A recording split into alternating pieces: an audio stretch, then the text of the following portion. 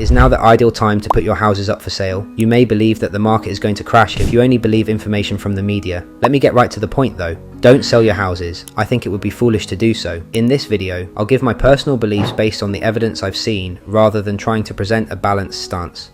You ought to think about going against what the sensationalist media recommends. They achieve this by drawing readers and viewers, and terror is an effective motivator. It wouldn't get as much attention as a scary headline warning of a catastrophic collapse in the property market if they reported that inflation and interest rates are rising, but will probably stabilize in a few years. One well-known adage, erroneously credited to Denzel Washington, but actually originating much earlier, states, "You're ignorant if you don't watch the news. You are ignorant if you do." It's crucial to correctly cite your sources for information and to suppress your feelings. Examine the circumstances as they stand with reason. I encouraged investors to get into the market 2 years ago, believing that property values would increase. Individuals that heeded my guidance have experienced noteworthy profits. Though history indicates that property prices often rise over extended periods, some people are still doubtful. For example, there hasn't been a decade in which property values have regularly decreased since the publication of the Domesday Book in 1086. While past success does not guarantee future results, this tendency indicates that 10 years from now, you will probably wish you had made property investments sooner. Let's use an analogy to make things simpler. You wouldn't postpone your purchases based on the possibility that prices will drop a little the next week if you went food shopping. In a similar vein, just because property values temporarily decline doesn't indicate they won't increase in the future. Think about the leading companies in the industry. Even though the media presents a negative image, banks and insurance providers are amassing more property.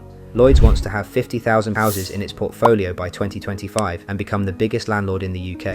In essence, banks profit on lending out depositor money, usually for property deals. Individual investors ought to think twice before jumping out of the market in haste, given that institutions are purchasing properties themselves. We need to acknowledge the significance of current world events. Demand continued, despite the pandemic and the lockdowns that followed, which stopped supply.